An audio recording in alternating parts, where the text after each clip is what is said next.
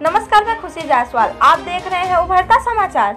इंदिरा मिल भदोही स्थित अराजक तत्वों द्वारा राष्ट्रपिता महात्मा गांधी जी की प्रतिमा तोड़े जाने के विरोध में भदोही के कांग्रेस जनों द्वारा जिलाध्यक्ष पंडित राजेंद्र कुमार दुबे राजन जी के नेतृत्व में धरना प्रदर्शन जारी। आज यहाँ इंदिरा मिल चौराहे पे राष्ट्रपिता महात्मा गांधी जी की प्रतिमा को कुछ अराजक तत्वों ने जो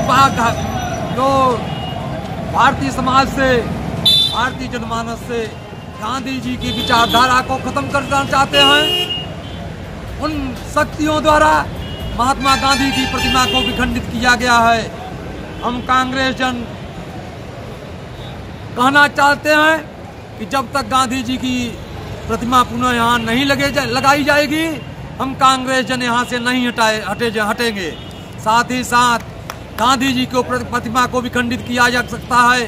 गांधी जी की विचारधारा को इस देश से कोई खत्म नहीं करता, न कोई कर सकेगा।